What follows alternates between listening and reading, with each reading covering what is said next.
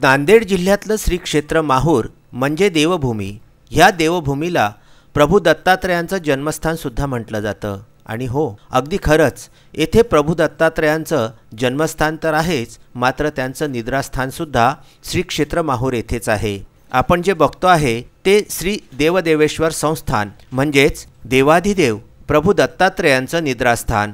कोल्हापुरी भिक्षा मागणारे प्रभू दत्तात्रेय हे निद्रेसाठी माहूरला येतात आणि निद्रा आटोपल्यानंतर कोल्हापुरी परत जातात। फार पुरातन काळी दैवल्य ऋषी नावाचे एक दैदिप्यमान ऋषी होऊन गेले।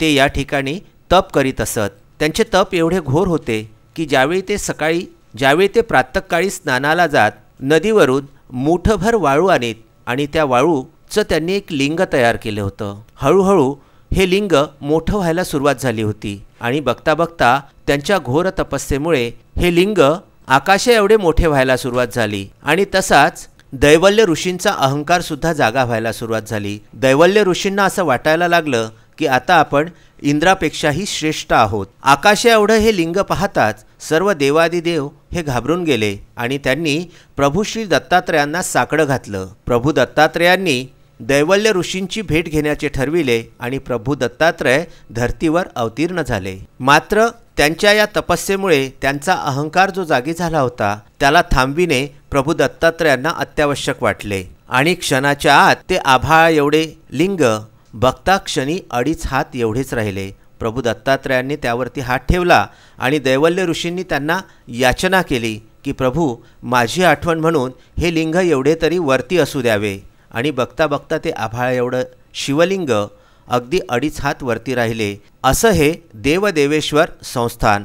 या ठिकाणी दत्तात्रेयांचे निद्रास्थान असल्यामुळे संपूर्ण भारतवर्षातून वेगवेगळ्या प्रकारच्या व्याधी आणि वेगवेगळ्या प्रकारचे रोग असलेले अनेक भाविक येथे येतात, महिनाभर येथे मुक्काम करतात आणि आपली इडापिडा टाळून पुनश्च आपल्या घरी परत जातात।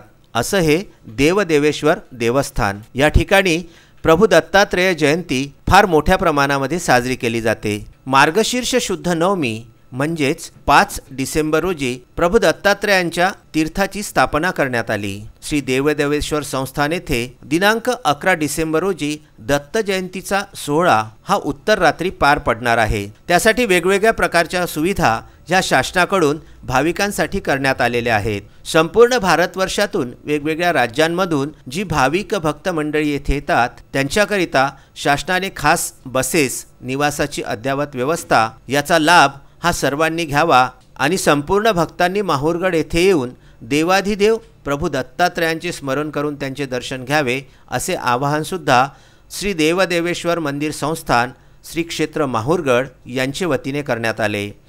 11 डिसेंबर रोजी दत्त जयंती, 11 व 12 डिसेंबर रोजी दत्त जयंतीचा हा सोहळा मोठ्या थाटामाटात पार पडणार आहे। आपण सध्या विदर्भ न्यूजची जी चमू आहे ती आलेली आहे।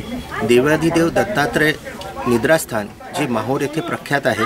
देवाधिदेव दत्तात्रेय हे आपल्या निद्रेसाठी देवदेवेश्वरी मंदिर येथे येत असतात आणि या ठिकाणी ते निद्रा करून उत्तर रात्री पुनश्च परत जात असतात, अशी ही आख्यायिका आहे। आणि दत्त जयंतीचा उत्सव हा देवदेवेश्वर संस्थान येथे फार मोठ्या प्रमाणामध्ये साजरा केला जातो। संपूर्ण भारतवर्षामधून भाविक इथे येतात आणि आपली इच्छापूर्ती करतात। असं हे देवदेवेश्वर श्री दत्तात्रेय संस्थान। कॅमेरामन राहुल टेकाडेसह उमेश लोटे यांचा हा प्रबंधकीय वृत्तांत। माहूर येथून राजू दराडे, संजय घोगरे व विदर्भ न्यूजचे प्रबंध संपादक उमेश लोटे यांचा हा वृत्तांत।